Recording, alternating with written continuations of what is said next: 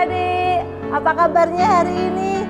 Wah, senang ya kita melewati beberapa hari libur minggu ini. Nah, besok kita akan mulai masuk ke hari yang baru, hari Senin yang baru, mengikuti pelajaran yang baru.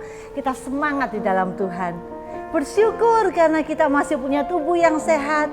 Bersyukur karena semua anugerah Tuhan dan kasih Tuhan pada kita. Kita nyanyikan lagu ini.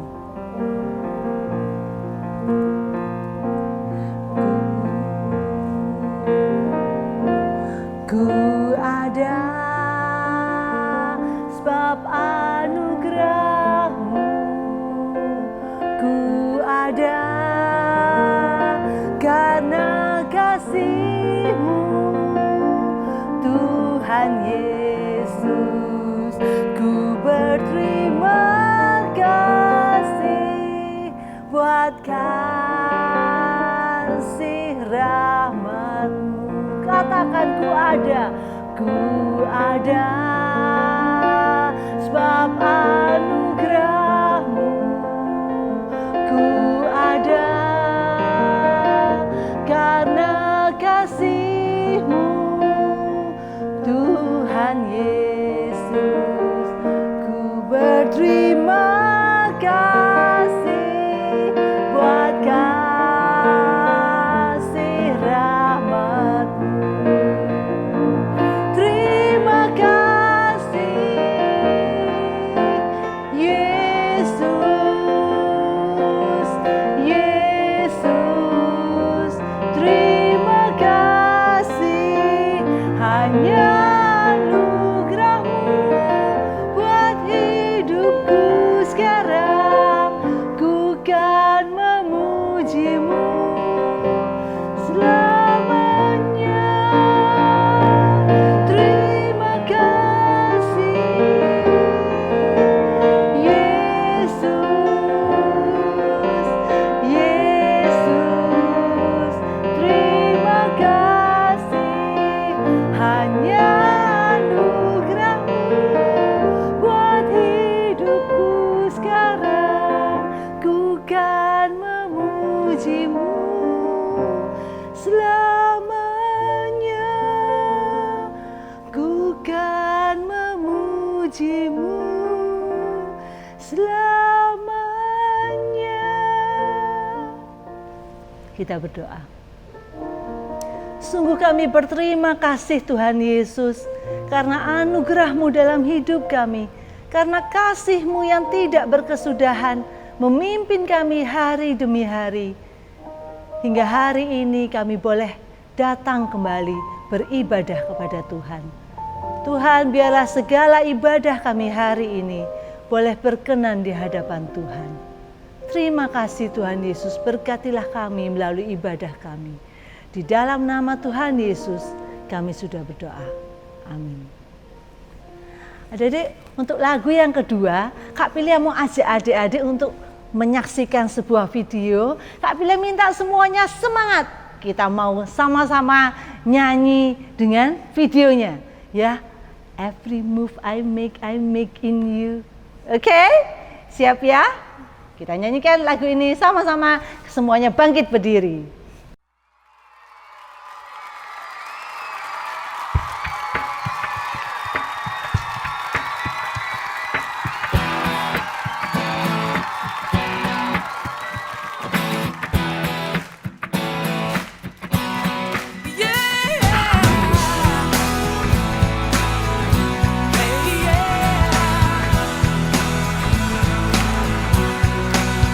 Here we go. Na na na na na.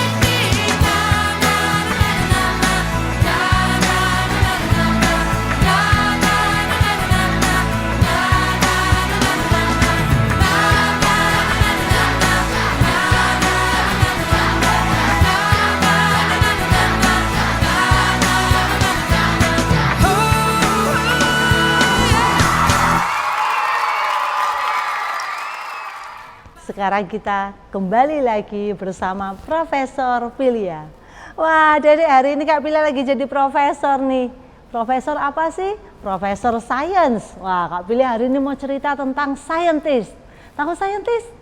Scientist itu adalah ilmuwan yang memang dia mempelajari tentang sains, kemudian menemukan berbagai penemuan-penemuan baru. Salah satu penemuan yang buat Kak Pilia paling hebat, ya, yang kayaknya kalau nggak ada ini, wah bagaimana jadinya dunia kita, itu ditemukan oleh temennya Kak Pilia. Wah, temennya Kak Pilia nih, lampu pijar. Jadi ada yang tahu namanya penemunya siapa?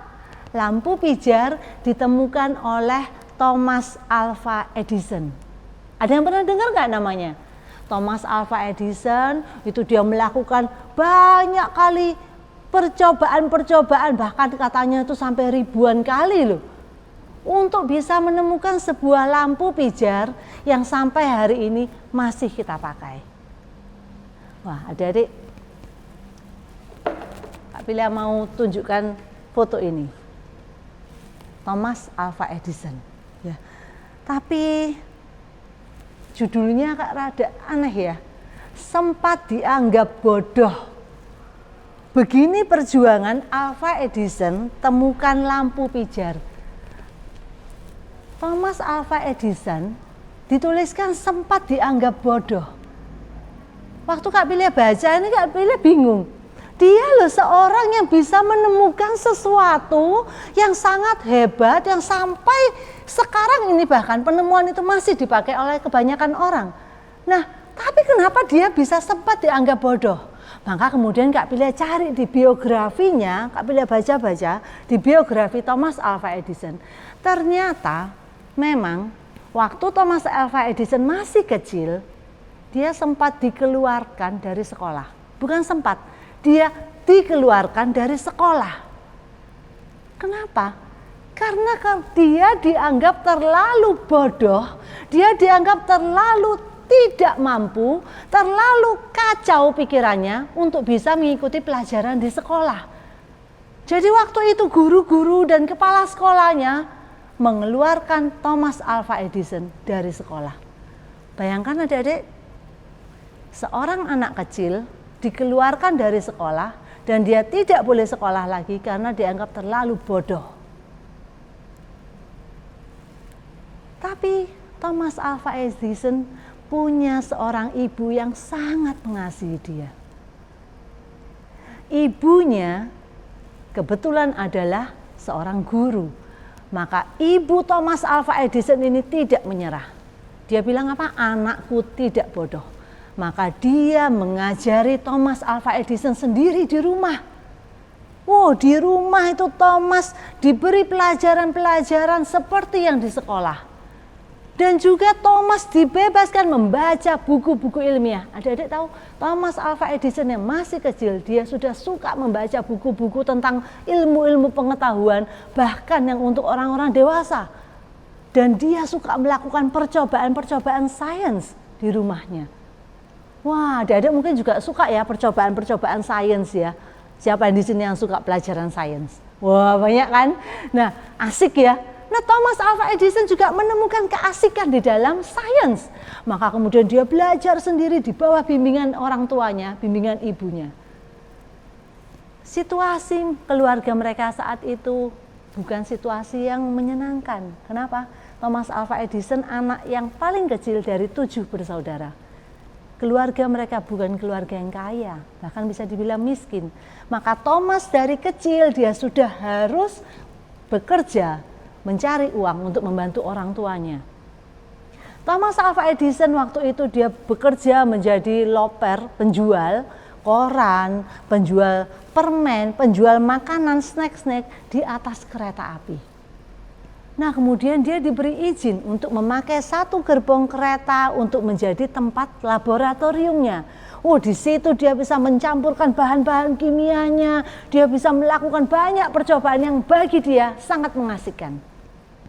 Tetapi salah satu percobaan kimianya membuat gerbong kereta yang dipakai untuk laboratoriumnya itu terbakar habis.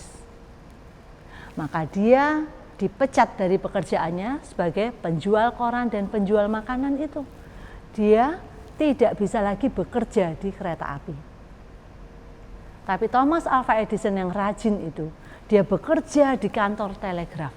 Dan kemudian selama dia bekerja, dia masih terus belajar dan dia terus melakukan percobaan-percobaan ilmiahnya. Dia berhasil menemukan 1000 lebih paten untuk percobaan-percobaan ilmiahnya. Paten itu adalah hasil-hasil ciptaannya yang didaftarkan. Nah, adik-adik, salah satunya adalah mesin telegraf, mesin sonograf, kemudian juga dia menyempurnakan telepon yang dibuat oleh Alexander Graham Bell. Dan yang terpenting, dia menciptakan bola lampu pijar. Adik-adik, padahal kalau kita lihat ya, hidup Thomas Alva Edison masa lalunya sangat kacau. Dianggap bodoh, dianggap tidak mampu, dikeluarkan dari sekolah. Tapi dia tetap mau terus untuk berusaha. Sehingga bisa menemukan banyak sekali penemuan-penemuan yang berguna bagi manusia pada saat ini. Adik-adik, di Alkitab ada sebuah cerita tentang superhero di dalam Hakim-Hakim pasal yang ke-11 yang bernama Yefta. Seperti Thomas Alva Edison, Yefta pun mempunyai masa lalu yang kacau. Bukan karena dia bodoh, bukan karena dia tidak mampu di dalam pelajaran, tetapi Yefta, ibunya adalah seorang perempuan yang tidak baik. Yefta adalah anak dari Bapak Gilead. Anak-anak Bapak Gilead yang lain, suatu hari mereka datang kepada Yefta. Mereka bilang apa? Yefta, kamu adalah anak dari perempuan lain. Kamu tidak berhak tinggal di rumah Bapak Gilead. Kamu harus pergi dari sini, pergi dari rumah ini.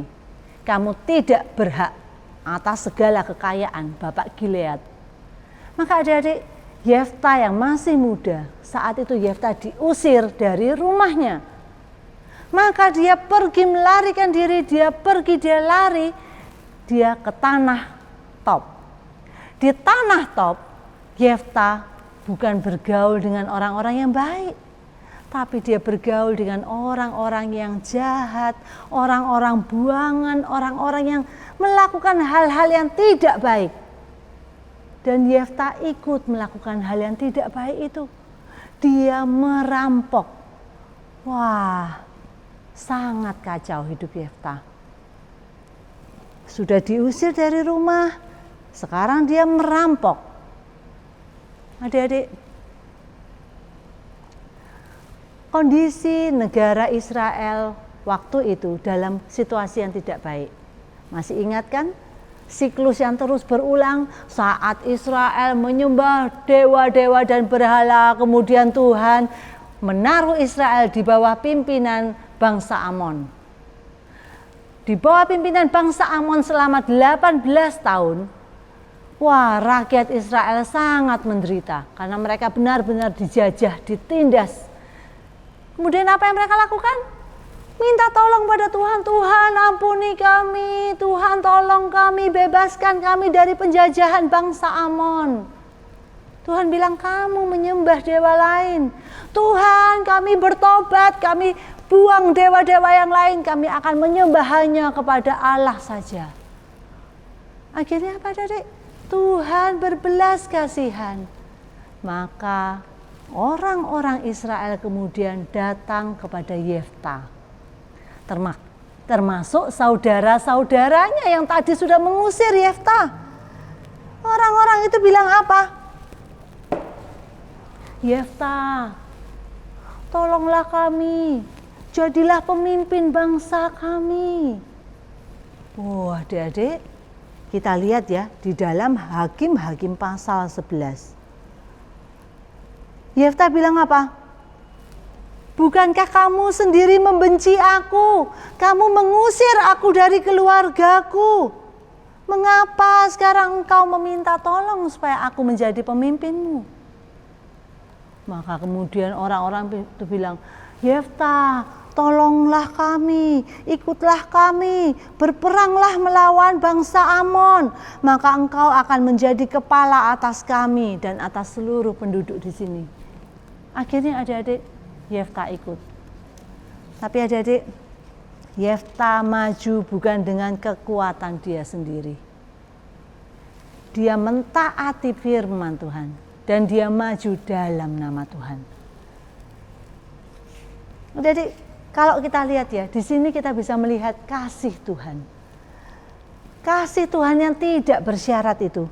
Adik lihat, Tuhan itu loh tidak tunggu bangsa Israel sampai hidupnya benar baru tolong. Tidak. Tuhan itu tidak tunggu Israel berbuat yang baik baru Tuhan sayang. Tidak. Bahkan kasih Tuhan itu tidak pernah berubah. Dia selalu menolong umatnya. Yefta, si perampok yang pernah diusir dari rumahnya itu, dia mau mentaati firman Tuhan. Dia mau mentaati panggilan Tuhan.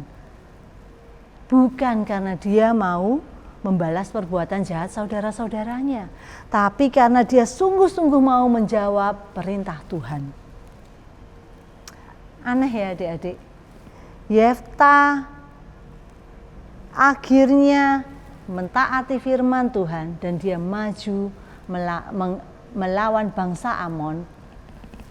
Dia mau dimintai tolong oleh saudara-saudaranya yang tadi sudah jahat mengusir dia. Adik-adik, Yefta kenal siapa Tuhannya. Yefta tahu apa yang pernah Tuhan lakukan untuk bangsa Israel. Yefta tahu bagaimana penyertaan Tuhan atas bangsa Israel. Dan memang Alkitab mencatat roh Tuhan diberikan kepada Yefta. Waktu itu dituliskan roh Tuhan menghinggapi Yefta. Berarti apa? Tuhan menjamin Yefta kemanapun kau pergi, apapun yang kau lakukan, Tuhan beri kemenangan kepadamu. Roh Tuhan ada pada diri Yefta. Tapi adik-adik, Yefta yang memang adalah manusia berdosa itu, dia tidak sepenuhnya yakin.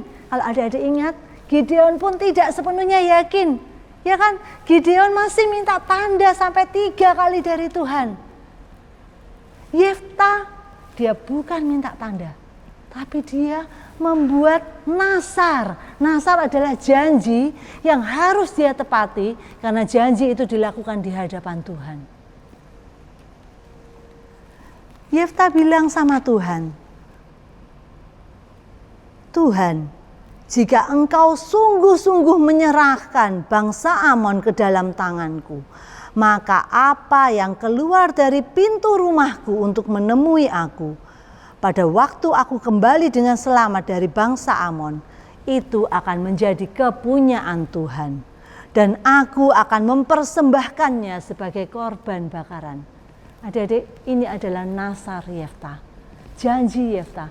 Yefta berpikir bahwa kalau aku janji Tuhan, kalau aku lakukan yang begini-begini, pasti nanti Tuhan akan menuruti perkataanku. Maka pasti nanti Tuhan akan beri kemenangan. Padahal adik-adik, Tuhan sudah selalu menyertai Yefta. Tuhan sudah menjamin kemenangan itu di tangan Yefta. Tanpa Yefta bernasar pun, tanpa Yefta berjanji pun, kemenangan sudah ada di dalam tangan Yefta. Tapi Yefta dia pikir punya pikiran yang salah. Dia kira kalau dia janji sesuatu yang wow, maka Tuhan akan menepatinya. Adik-adik, ini seperti kalau kita ya, mama bilang, nak, kalau kamu ulanganmu dapat 100, mama kasih kamu hadiah. Nak, kalau kamu jadi juara, nanti mama belikan kamu mainan. Adik-adik, pola pikir seperti itu tidak benar untuk siapa? Tuhan. Karena Tuhan bukan karena apa yang kita lakukan maka Tuhan membalasnya. Bukan. Yefta telah salah. Kenapa adik-adik? Kita lihat kelanjutan ceritanya ya. Israel menang. Tuhan memberi Israel kemenangan. Toh sebelum Yefta berjanji akan melakukan, sebelum Yefta berjanji, Tuhan, apa yang keluar dari pintu rumahku akan aku korbankan sebagai korban bakaran. Sebelum Yefta bilang itu pun Tuhan sudah menjamin kemenangan Israel. Dan Israel benar-benar menang melawan bangsa Amon. Pulanglah Yefta dengan bahagianya, dengan sukacitanya dia pulang. Karena apa? Dia berhasil memimpin bangsa Israel memenangkan peperangan. Sampai di dekat rumahnya, keluarlah anak perempuannya menyongsong dia dengan memukul rebana serta menari-nari. Dialah anaknya yang tunggal, selain dia tidak ada lagi anaknya laki-laki atau perempuan. Adik-adik, yang keluar dari pintu rumahnya, yang dijanjikannya untuk diberikan kepada Tuhan sebagai korban bakaran, apa? Anak perempuannya sendiri, anak satu-satunya yang sangat dikasihinya. Sehingga dikatakan apa? Hatiku hancur luluh. Dia sangat sedih. Dia berjanji kepada Tuhan, apa yang keluar dari depan pintu rumahku, aku akan berikan pada Tuhan sebagai korban bakaran. Dan yang keluar adalah anak perempuannya satu-satunya. Yefta menepati janjinya pada Tuhan. Anak perempuan satu-satunya dia berikan sebagai korban bakaran kepada Tuhan. Tapi adik-adik, apakah Tuhan berkenan? Apakah Tuhan suka jika ada pengorbanan manusia? Tidak, adik-adik, Tuhan itu sudah berjanji, jangan ada pengorbanan manusia. Tetapi Yefta merasa, aku sudah bernasar pada Tuhan, aku harus menepati janjiku. Kita belajar dari Yefta, jangan pernah bernasar, jangan berjanji pada Tuhan sesuatu yang mustahil kita lakukan. Yefta telah salah. Tetapi kenapa Tuhan tidak menggagalkannya? Kenapa Tuhan tetap menerimanya? Adik-adik, dalam pikiran Tuhan, Tuhan kita bukan Tuhan yang meminta imbalan atas kebaikannya. Tuhan kita bukan Tuhan yang kalau kamu baik, aku akan berikan kamu sesuatu. Kalau kamu melayaniku, aku akan memberkati kamu. Kalau kamu memberikan persembahan banyak, aku akan membalasmu berkali lipat. Tidak, Tuhan kita bukan Tuhan yang seperti itu. Kasih Tuhan tidak terbatas. Kasih Tuhan tidak melihat apa yang kita lakukan, baru Tuhan lakukan. Tidak, adik-adik. Kasih Tuhan tidak bersyarat. Kita tidak perlu melakukan sesuatu agar Tuhan mengasihi kita. Kita belajar dari kesalahan Yefta. Kita belajar bahwa Tuhan Yesus menebus kita bukan karena kita baik, bukan karena kita layak untuk ditebus, bukan karena kita ini cukup berbuat yang baik, maka Tuhan Yesus mau menebus kita. Tidak, tapi justru Tuhan Yesus menebus kita supaya hidup kita hidup yang baik, supaya hidup kita dibenarkan di hadapan Allah, supaya hidup kita boleh berkenan di hadapan Allah. Jadi adik-adik, kita jangan punya pikiran yang terbalik. Jangan seperti Yefta yang terbalik. Tapi kita sungguh bersyukur bahwa apa yang Tuhan sudah lakukan untuk kita, maka kita membalas perbuatan yang Tuhan lakukan dengan perbuatan kita yang menyenangkan hati Tuhan. Adik-adik, kita akan memberikan persembahan. Siapkan bejana untuk Tuhan. Kita berikan yang terbaik bukan bagi Tuhan.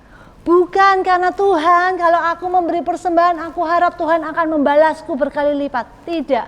Tapi karena Tuhan sudah memberkati hidupku, maka aku mau bersyukur melalui persembahanku. Kita berikan persembahan kita kepada Tuhan. Kita nyanyikan lagu Kasih-Nya Melampaui Dosa. Kasih yang Tuhan berikan pada kita tidak melihat pelanggaran kita berapa banyaknya, tapi sungguh kasih-Nya melampaui dosa.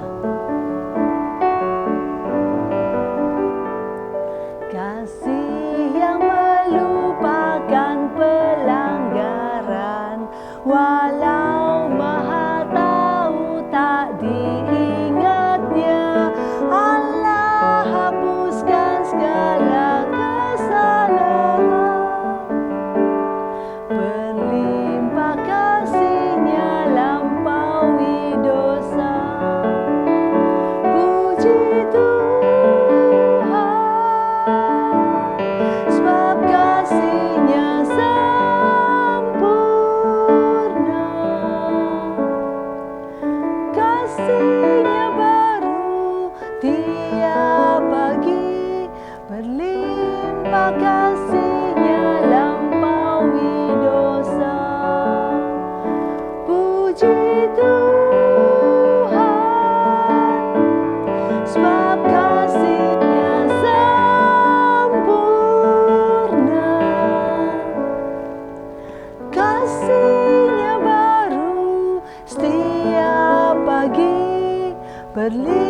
Bapa kasih-Nya lampaui dosa.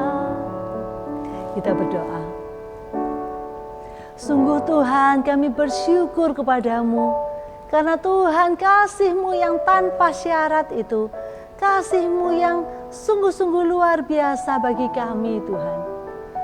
Sehingga bahkan Tuhan memberikan anak-Mu sendiri yang tunggal, Yesus Kristus, untuk menebus dosa kami. Bukan karena kami baik, bukan karena kami layak untuk masuk ke dalam surga, bukan karena hidup kami hidup yang baik di hadapan Tuhan. Tapi Tuhan berikan Yesus Kristus supaya kami dibenarkan, supaya kami dilayakkan, supaya hidup kami boleh dilayakkan untuk masuk ke dalam kerajaan surga. Kami bersyukur Tuhan untuk semua apa yang kami punya dalam hidup kami. Kami bersyukur untuk semua berkat-Mu kepada kami. Biarlah sungguh Tuhan, Engkau terus mampukan kami untuk boleh melakukan firman-Mu. Terima kasih untuk ibadah kami pada hari ini. Berkatilah kami Tuhan. Di dalam nama Tuhan Yesus, kami sudah berdoa. Amin. Adik-adik, jangan lupa pesannya Kak Pilia. Stay safe, stay healthy, stay at home. Don't forget to keep praying. And God bless you all. Bye-bye.